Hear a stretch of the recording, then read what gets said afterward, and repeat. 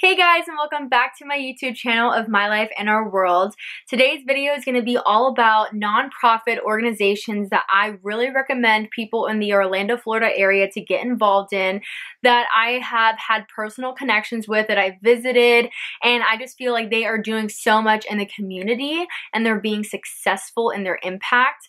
And that is the big difference between nonprofits that function really well and those that don't. All nonprofits usually have very good values, very good priorities, but financially, sometimes they don't organize their money in the right way, and that can really lead to failure or success of the nonprofit, like really making change in the community. So the three nonprofits that we're going to be going over today are not the only ones in Orlando that I love. These are just the ones I could say for the month, for the season right now, that I've just been really passionate about, and I want to spread the word about them and get more people to get involved in their events. So these nonprofits include Ideas for Us, Lighthouse of Central Florida, and the Coalition for the Homeless of Central Florida. So basically, I'm just going to go through all three of them and kind of tell you what they're about, why I feel the connection to it, why I think that they're successful, and why you should really look into them and become involved in their nonprofit, because I'm promising you it is going to be worth it. So the first nonprofit is Ideas for Us, and this nonprofit I was actually exposed to recently, and it is because in my class at Rollins right now with Professor Balzac, I love her so much, my favorite professor at Rollins, we are actually partnering with Ideas for Us as our community engagement portion of the class, and we actually got to visit their headquarters, which was honestly kind of life-changing for me, because I really expected like headquarters to be this big fancy office downtown Orlando with like all see-through walls, really fancy. But the actual headquarters was honestly the opposite, and is actually in a community center, which used to be an old church, and they converted the church area into like a basketball area. Then they have a big like playground in the back with all of these like little gardens and stuff, and then all the offices are transformed into like what different organizations are there. So when I told my professor that I was actually expecting it to be in this big fancy building, she explained that they did this on purpose because the community center just fit more with their priorities and their values, and it felt more realistic and, you know, a better fit for them, because they were really integrated into the community, and whatever they were doing in the community center, it could really get involved with all of the people in the area. So you're probably wondering, what does Ideas for Us do? So they are basically like an incubator for social issue solutions. And I love this because I'm a huge advocate for social issues, and I really want people to think creatively in how to solve these problems in a realistic way, but that also could be scaled to a bigger and global scope. So one of the things that they really focus on is how to educate people into taking their ideas that are in their head, how to make them a reality. And they first start by creating little action projects, and they can focus in your school, your community, your church, wherever, where you can focus on a small number of people, and then as it becomes successful, scale it to a larger community and a larger place, so that you can kind of see what impact it's going to have. They also have a platform where they can give grants for action projects that they want to support, and they have a whole list on their website of different action projects that they have supported in numerous countries that have done so much good in their community. So that's one thing that they do, is that they're not only in the US, but they are global. And that's one thing I really like about this nonprofit, is because they are on an international level. They do have so many different projects going on all around the world that really keep it in perspective on how to solve problems, not only for us in our community, in our country, but all the people that are all over the world. But one thing to keep in mind is that this nonprofit was actually started up in a dorm room.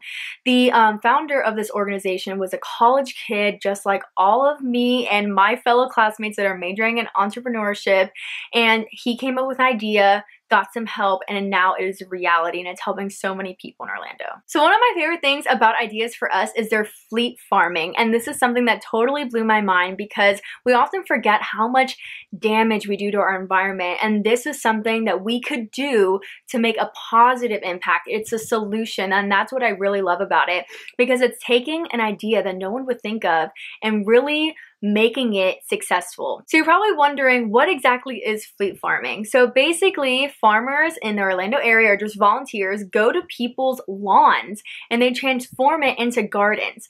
And then once those gardens start producing vegetables, they harvest it and then they sell it at farmers markets in the area. And the people that live on the property of that lawn in the garden, they can actually harvest whatever vegetables they want as well.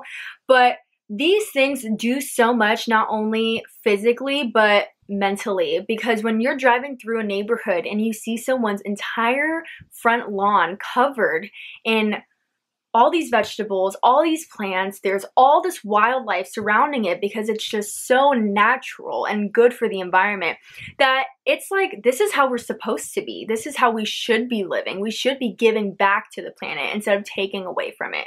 So this is one aspect that I really love about Ideas for Us. So if any of these ideas sounded interesting to you, the fleet farming, the incubator, they also have hives, which people can go to, and they really just talk about social issues and try to come up with solutions. That happens on the first Wednesday of every month at East End Market in Orlando.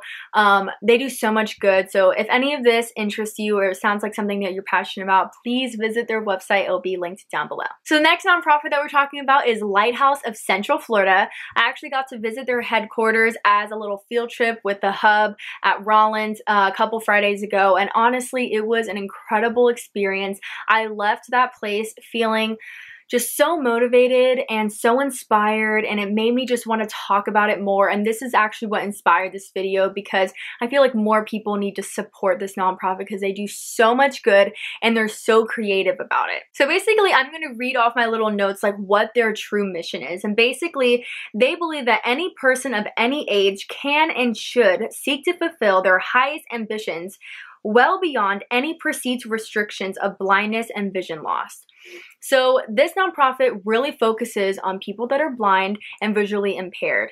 And this is something that we often forget about. You know, a lot of places and nonprofits that focus on, you know, cancer and big diseases, you know, homelessness, sometimes they get a lot more funding than people that focus on blindness. But blindness is a huge thing that affects so many people in our community, and we don't even know how many people it affects, because the people that are blind and visually impaired most of the time aren't employed. They often don't leave their house very often, and they don't have very good support in their lives. And it is so sad how many people are struggling from this and how little help they get. And so I loved that this nonprofit really focuses not only on teaching children to make sure that they are having all the same developmental milestones that regular children have. They also have teenagers who have blindness and are visually impaired to help them kind of see what are their plans for the future, how can they get there, and how can they really be independent instead of relying on others to help them in their lives. The biggest thing to me is helping the adults that end up becoming blind later in life, and they have seen the world their whole life, and all of a sudden they can't. It's complete darkness now, and they have to figure out how to live their lives the same way. And they don't want to rely on other people, and they don't want to change their job. They still want to do whatever they're passionate about. And so there's not a lot of nonprofits that focus on how to help those people transition into this new way of life. And Lighthouse, they do it so incredibly well, and they're so successful at it. They have such certified people and therapists to help these people learn how to find their strengths and get rid of their weaknesses so that they can focus on those when trying to find a job. Now, another division of Lighthouse of Central Florida is Lighthouse Works. Now, this is a social enterprise nonprofit. It's a little different, but really what they do is they focus on employing those adults that are blind or visually impaired, and they give them good, satisfying jobs that have really good wages and really good hours. And when I visited this place, the people that I met seemed so happy, and they felt so appreciative of what they were doing. And it just made me realize that we really need to take advantage of what we're giving and take in the opportunities, because it can be taken from you so quickly. And you could just tell that these people had such bright souls, warm personalities, and they were so happy with what they were doing, and they were so appreciative of Lighthouse Works and all that they do for them. So one thing that I wanted to shed light on, because this is something I didn't know, was that Lighthouse Works, they focus on a lot of things, and you're probably wondering, what exactly do these blind and visually impaired individuals work? What do they do? And one thing that they do is that they fold and make the actual Disney boxes that are mailed to you when you get your Disney annual pass. So you know the little Disney bands that you get with the Mickey Mouse that you scan when you come in, and you can scan to buy things at the Disney park. The boxes that those come in when they're mailed to your house, they make them so incredibly fast. It's like the Domino's commercial where they're like making it and they're like doing it in 6 seconds, and they make thousands of those each day per person. It is ridiculous. And they actually taught me how to do it. I put a blindfold on. I'll show a little clip here.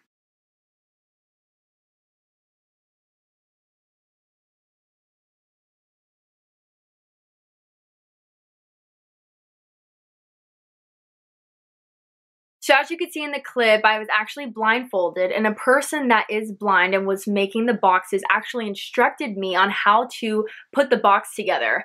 And I'm telling you, I honestly felt like I was using a part of my brain that I'd never used before, because I couldn't see and I had to rely on someone else's instruction to make something happen.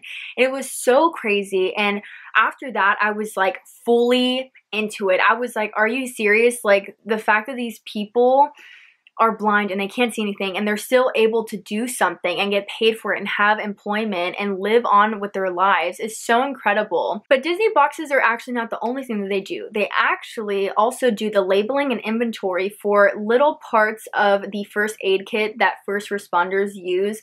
I think it was in the Navy or the Air Force. I don't know exactly which people they did it for, but they did it so fast and so efficiently, and these people were just, you know, making jokes, having fun, enjoying themselves, and the amount of contraptions that they had made to make sure that these people could do it. The thought that went into these contraptions was incredible, and they definitely deserve an applause for all the work that went into that. All right, my battery is about to die, so I'm gonna go through this last nonprofit a little fast, but this one is the Coalition for the Homeless of Central Florida. I've been associated with this nonprofit since I was almost 7 or 8 years old. It has honestly changed my life and my viewpoint of how I should live and how I should help others. And thankfully my parents introduced it to me when I was younger, because they are partnered with OUC, which is who my dad works for. And every year since I was introduced, I've actually put on a luncheon at OUC where we raise money for the homeless and for the coalition during our little Thanksgiving lunch. And so all the sponsors of OUC will come, and thankfully they donate money, and that all goes towards the homeless shelter, which is incredible. But obviously there's not as much mystery to what they do at the coalition. They obviously provide housing for men, women, and children and help them get off their feet, start new jobs, start a new chapter of their life, and become independent on themselves. And the amount of lives that they have changed is incredible, and it really makes you realize that things can be taken away from you so quickly. Your housing, your job, your relationship, and if one of those things fails, then it can honestly do a ripple effect, and you can end up losing your house or losing where you live, and it happens so quickly, and you have to find somewhere to stay, especially if you have children or a newborn. And the amount of newborns that they have is crazy. You would never realize how many diapers they go through and how much clothing they need during the winter. So they definitely have a lot of events going on during the year, and they have a lot of ways that you can help them. I used to raise diapers when I was in elementary school. I used to raise money. A lot of people do coats and blankets and mittens during the winter time, because yes, it is Florida, but it does get cold here during the winter, and you remember that people are outside all night sometimes. And so giving people the right way to live and be able to be comfortable, they do so much. So I'm really thankful that I've been involved with them for so long. So guys, I hope that you enjoyed this video and that you learned something, and hopefully if you were interested by any of the 3 nonprofits that I talked about, that you go and visit their website. All of them will be linked down below. Plus go follow them on social media, because they love any support and interaction that they can get on their Instagram, their Snapchat. I don't know if they have Snapchat, but I really love all of their Instagram pages, and that's an easy way to share information and get people to kind of think about other things that are going on in their day. So thank you for watching this. I hope you guys have a great day, and I will see you guys next time. Bye.